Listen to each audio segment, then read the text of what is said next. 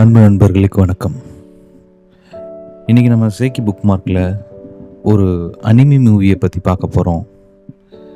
அந்த படத்தோட பேர் வந்து ஃப்ளேவர் ஆஃப் யூத். இப்போ வரைய நெட்ஃப்ளிக்ஸில் இருக்குது. இது வந்து 2018 ரிலீஸ் ஆன படம். இது ஒரு ஆந்தாலஜி மூவி. ஸோ வந்து 3 படமாக இருக்கும் உள்ள. அதில் வந்து இந்த இதை பார்க்கும் பொழுது எனக்கு இதில் வந்து நம்ம 2 படத்தை பற்றி பார்க்க போகிறோம். இன்னொன்று நீங்களே பாருங்கள். ஏன்னா அது 3மே நல்லா தான் இருக்கும். பட் எனக்கு ரொம்ப பிடிச்சிருந்த 2 படத்தை பற்றி இதில் சொல்லலான்னு தோணுச்சு. இதோட ஃபஸ்ட்டு இது பார்க்கும்போது த ரைஸ் நூடுல்ஸுங்கிற அந்த படத்தில் பார்க்கும்போதே ஒரு நாஸ்டாலஜிங்கிற அந்த வேர்டு வந்துட்டு போச்சு. ஏன்னா நாஸ்டாலஜி இந்த பழைய நினைவுகள் வந்து திரும்ப நினைவுபடுத்துகிற மாதிரி தான் இந்த கதை இருந்தது. இந்த கதை எங்கே ஆரம்பிக்குன்னா, ஹுனான்கிற அந்த ஒரு சிட்டியிலேருந்து பீஜிங் அந்த பக்கம் இருக்கிற ஒரு வில்லேஜ் பெரிய இந்த கதை நடக்கும். அதாவது சிட்டியில் இருக்கிற ஜியோமிங்னு ஒரு பையன் வந்து அவனுக்கு வந்து நூடுல்ஸ் வந்து ரொம்ப பிடிக்கும். அதுவும் பர்டிகுலராக அந்த நூடுல்ஸோட பேர் வந்து சான் ஜியான் நூடுல்ஸுங்கிறாங்க. ஸோ அந்த டைப் ஆஃப் நூடுல்ஸ் வந்து அவனுக்கு ரொம்ப பிடிக்கும். என்ன ரீசன்னா, அவனுக்கு சின்ன வயசில் அவன் குழந்தையா இருக்கும் பொழுது, வளரும் பொழுது, அவன் வளர்ந்த அந்த கிராமத்து பகுதியில் ஒரு நூடுல்ஸ் கடை இருக்குது. அந்த கடையில் அவங்க பாட்டி வந்து ரெகுலராக வாங்கிட்டு வந்து இவனுக்கு கொடுப்பாங்க. அது அவ்வளோ டேஸ்ட்டாக இருக்கும். அந்த சீன்ஸ்லாம் அழகாக காமிச்சிருப்பாங்க. நீங்கள் நல்லா பார்த்தீங்கன்னா, நாமளும் நம்ம குழந்தை பருவத்தில் இருக்கும் பொழுது ஏதோ ஒரு டைமில் ஒரு ரிப்பீட்டடாக ஒரு சில கடைகள்லையோ இல்லை வேறு ஏதோ இடத்துலையோ அதோட தின்பண்டங்கள் இல்லைன்னா ஹோட்டல் ஃபுட்டு இந்த மாதிரி ஏதாவது நம்ம வந்து வாங்கி சாப்பிட்ருப்போம். யாராவது நம்ம ரிலேஷன் கூடயோ, அப்பா கூடயோ, அம்மா கூடயோ யாரு கூடயாவது போயிட்டு, இல்லாட்டி அப்போ இருந்த ஃப்ரெண்ட்ஸ் கூடயோ, இல்லை அண்ணன் தம்பி கூடயோ ஏதாவது ஒரு ரிலேஷன்ஸ் கூட நம்ம போயிட்டு நம்ம அதை சாப்பிட்ருப்போம். அதை ரெகுலராக சாப்பிட்ருப்போம்.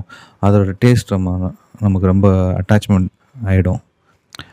அது வந்து பார்த்திங்கன்னா ஃப்யூச்சரில் அந்த டேஸ்ட்டு நமக்கு கிடைக்காது. ஏன்னா கால மாற்றத்தினால அதை கொடுக்குறவங்க இருக்க மாட்டாங்க, எங்கேயாவது போயிருப்பாங்க. அதேமாதிரி அந்த அளவுக்கு ரீச் ஆகிற அளவு ஃபுட்டு குவாலிட்டியும் இப்போ இல்லை.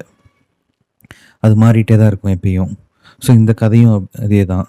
அந்த பையனுக்கு வந்து அந்த கிராமத்தில் சாப்பிட்ட அந்த நூடுல்ஸ் வந்து அவனுக்கு ரொம்ப பிடிச்சி போயிடும்.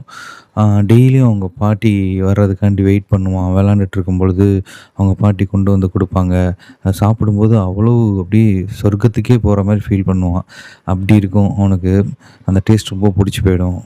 ஒரு டைமில் வந்து அந்த நூடுல்ஸ் கடைக்காரர் வந்து அதை காலி பண்ணிவிட்டு கிளம்பிடுவாங்க. அதுக்கப்புறம் அந்த நூடுல்ஸ் கிடைக்காது. அதுக்கப்புறம் ஸ்கூல், காலேஜ் இந்த மாதிரி படிக்கும் பொழுது அங்கே போகிற வழியில் ஒரு நூடுல்ஸ் ஷாப் பார்த்து அங்கே சாப்பிட்டுட்ருப்பாங்க. இப்படியே இந்த கதை போகும். ஒரு ஸ்டேஜில் அவங்க பாட்டி இறக்க போகிற டைமில் அவனை கூப்பிடுவாங்க. கடைசி அவங்க பாட்டி சொன்ன வார்த்தையும் அந்த நூடுல்ஸு இனிமேல் சாப்பிட முடியுமாங்கிற மாதிரி முடியும். அந்த இது அவங்களுக்குள்ள அந்த ஒரு ஃபுட்டு மூலமாக ஒரு ரிலேஷன்ஷிப் இருக்கும். அந்த அளவு அழகாக அவங்க பாட்டியும் பேரனும் அந்த நூடுல்ஸுங்கிற உணவு மூலமாக அவங்க ரொம்ப இணைஞ்சிருப்பாங்க. அந்தளவுக்கு அந்த அழகாக காமிச்சிருப்பாங்க. அதோடு அவங்க பாட்டி இறந்துருவாங்க. அப்படியே அந்த சீனே ரொம்ப மெல்ட்டிங்காக இருக்கும். இதை பார்க்கும் பொழுது கண்டிப்பாக இந்த படத்தை நீங்கள் பார்க்கும் பொழுது கொஞ்சம் நினைவுபடுத்தி பாருங்கள். இதை பார்க்கும்போதே உங்களுக்கே தோணும். இல்லைன்னா கண்டிப்பாக நினைவுபடுத்தி பாருங்கள். இதேமாரி ஏதோ ஒரு நீங்கள் வளர்ந்த இடத்துல ஒரு கடை இருந்திருக்கும். அங்கே நம்ம ரிப்பீட்டடாக சாப்பிட்ருப்பீங்க.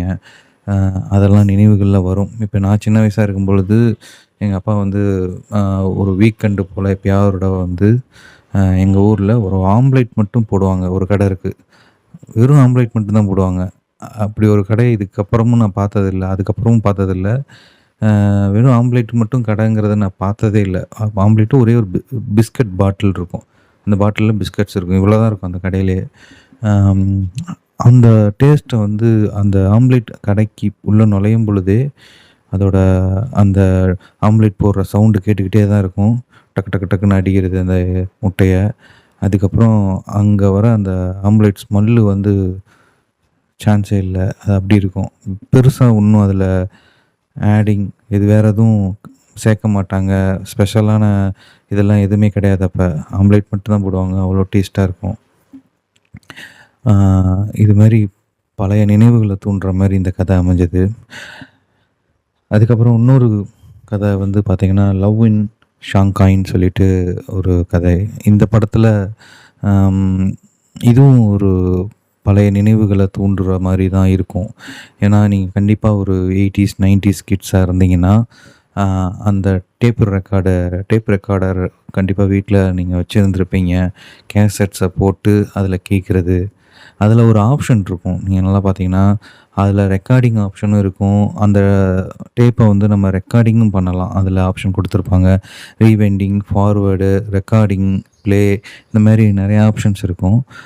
ஸோ அந்த மாரி ஒரு டைமிங்கில அம் ஷாங்காய்ல அ 3 பசங்க இருப்பாங்க. அதில முக்கியமா ஒரு பொண்ணும், ஒரு பையனும் வந்து நல்ல ஃப்ரெண்டா இருப்பாங்க. அ அந்த பொண்ணுக்கு கால்ல அடிபட்டோனே அவங்க வீட்டுக்கு தூக்கிட்டே போய் விடுவான்.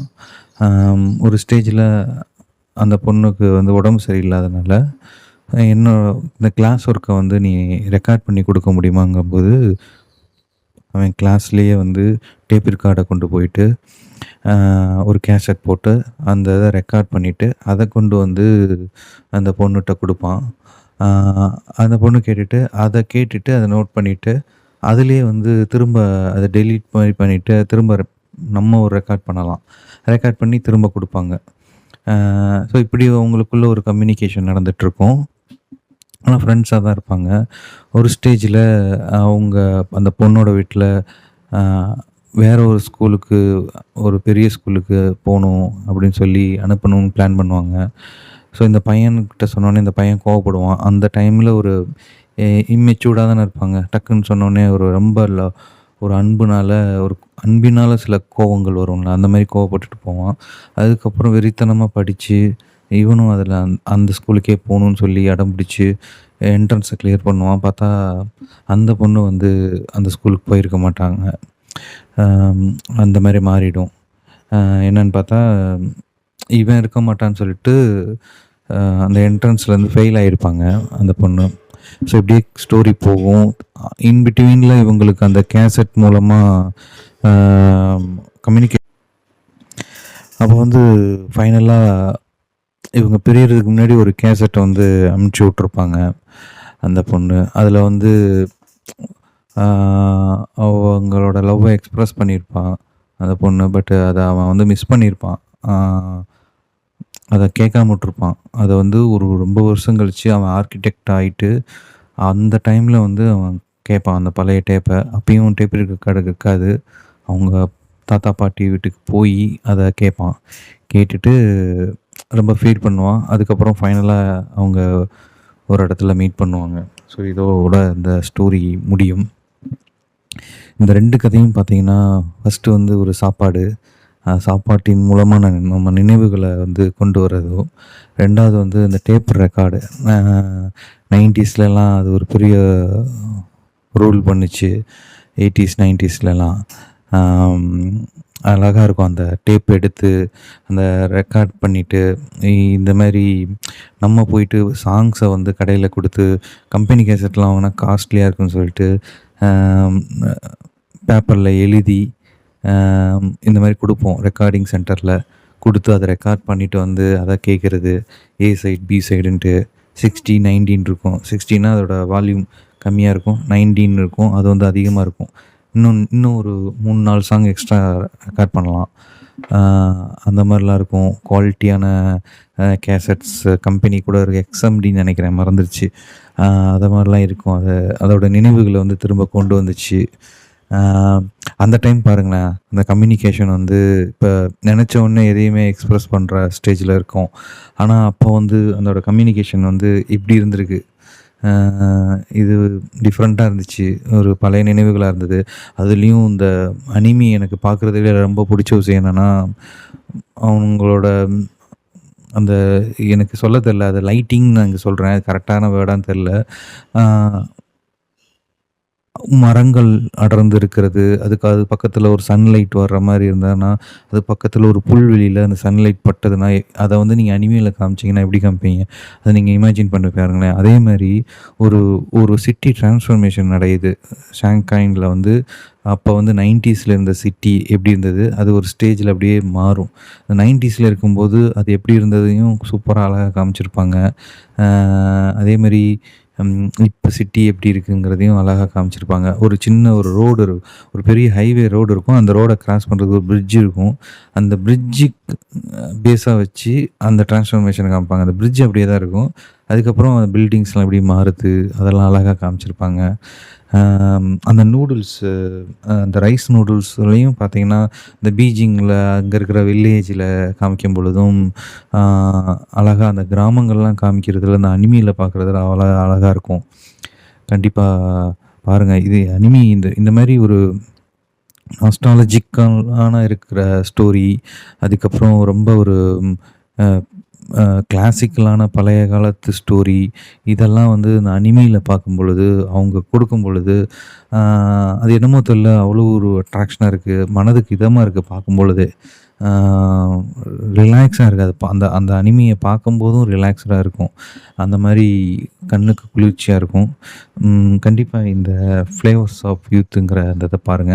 இது இல்லாம இன்னொரு படமும் இதில இருக்கு. அத வந்து நீங்களே பாருங்க. அது நல்லா தான் இருக்கும். பட் இந்த 2ம் எனக்கு வந்து பார்த்தோனே எனக்கு இந்த நினைவுகள தூண்டிச்சு. ஸோ இத சும்மா சொல்லிடுவோம். கண்டிப்பா இத பார்க்காதவங்க பாருங்க. கண்டிப்பா புடிக்கும். இதே மாரி வேற ஒரு அனிமியோ இல்லாட்டி வேற படங்கள், நல்ல படங்கள், ஆம் புக்ஸ் இந்த மாரி நம்ம கண்டிப்பா பார்ப்போம். நன்றி நண்பர்களே. பாய்.